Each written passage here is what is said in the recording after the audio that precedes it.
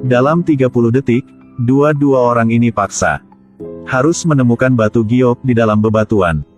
Batu giok siapa yang lebih mahal menang. Bos Pam menyentuh bedak di atas batu, mencicipinya, lalu menciumnya. Tapi Bos Kie hanya memeras sedikit. Bisa pilih batu yang ia inginkan. Bos Kie bertaruh 1 batang emas. Setelah lawan melihatnya, dia membenci dan bertaruh 30 emas batangan. Melihat lawan yang begitu murah hati, Bos Kie juga bertekad untuk bertaruh sampai akhir. Bahkan menaruh koin dengan nilai lebih tinggi darinya dengan 1 peringkat. Tapi persaingan kedua pria itu tidak ada habisnya. Saya bertaruh semua. Tambah 1 koin lagi. Bahkan dewa juga nggak bisa menduga batu giok. Terlebih lagi, keduanya menaruh yang sangat besar. Bahkan Bos Kie merasa gugup. Di dalamnya ada batu giok sangat besar. Belum bahagia. Namun, lawan juga membuka blok batu giok yang sama. Jadi siapa yang menang? Tiba-tiba, batu giok Pak Pam retak. Sepertinya dia kalah. Saya harap Anda dapat mematuhi taruhan. Katakan padaku petunjuk dari titik permata. Selamatkan putriku. Tapi dia tidak mau terungkap rahasia. Bersikeras bertaruh lebih banyak emas, mainkan 1 kali lagi. Mereka memiliki waktu 30 detik untuk memilih batu. Saat ini, saat Bos Pam memilih batu, ia hanya perlu melihat penampilannya. Maka ia dapat mengatakan bahwa ini adalah batu giok palsu. Setelah memotongnya, benar-benar tidak ada apa-apa di dalamnya. Hanya ada beberapa permata biasa. Semua orang menduga ia yakin kalah. Tapi ia masih tenang. Keluarkan permata terbesar. Ia mulai menggunakan tangannya untuk menggosok. Kemudian dia menyuruh orang itu untuk mematikan lampu. Permata yang warna putih tadi. Namun ketika di tangannya, berubah menjadi batu giok indah berharga tinggi. Tangannya bermasalah. Saya mendengar bahwa pemilik Pam dapat memulai bisnis dengan tangan kosong. Semua mengandalkan tangan ini. Keterampilan berubah permata ke batu giok. Bos Kie hanya bisa bermain buruk.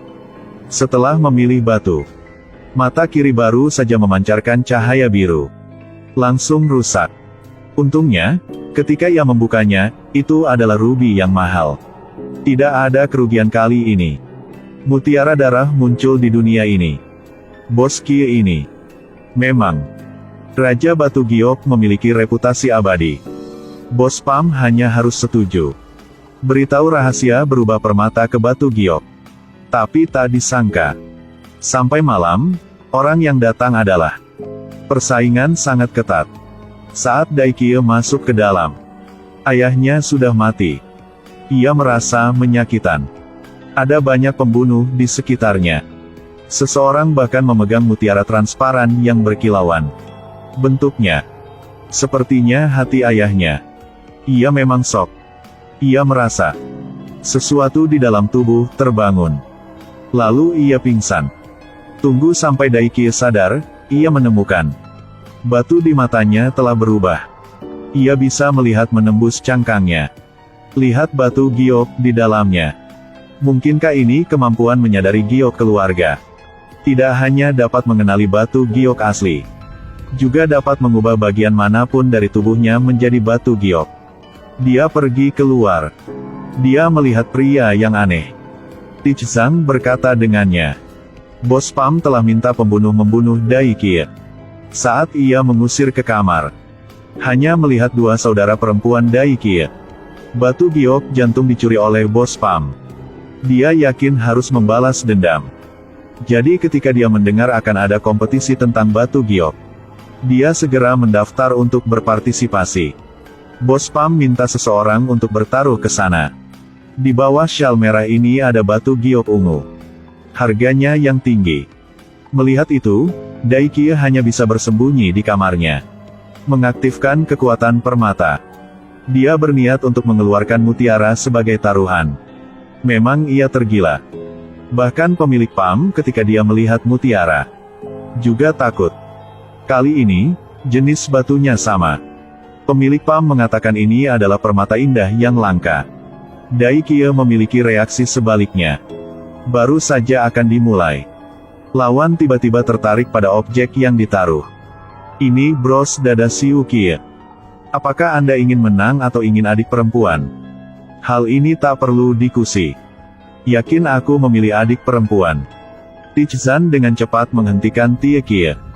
Ia bilang Siu Kie sedang ada di rumahnya. Bos Pam memainkan trik psikologis.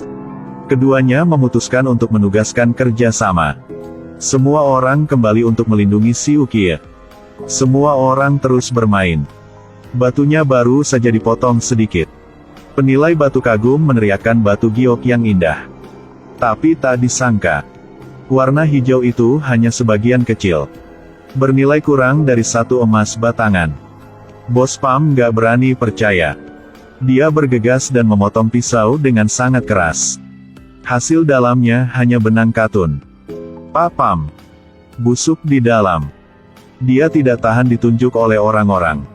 Segera minta bawahan membunuhnya. Tapi hasil ini bisa diprediksi. Dai Kie hanya menggunakan sedikit kekuatan pemulihan batu giok. Bisa membuat mereka ketakutan.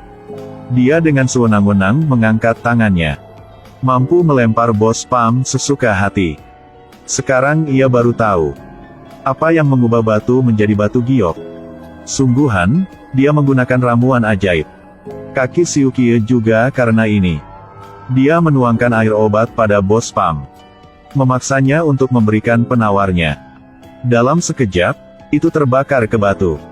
Walaupun gitu, ia juga nggak mau bilang. Dia menembak dirinya sendiri.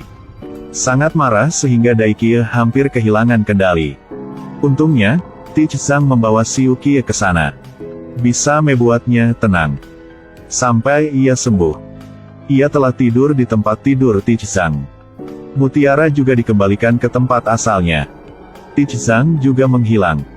Kepala pelayan bilang ia sedang di lonteng. Dai Kie baru masuk sudah menemukan. Ada banyak mesin di atas meja. Bahkan batu giok hati ayahnya. Hanya ketika ia melihat buku harian di atas. Ia paham semuanya.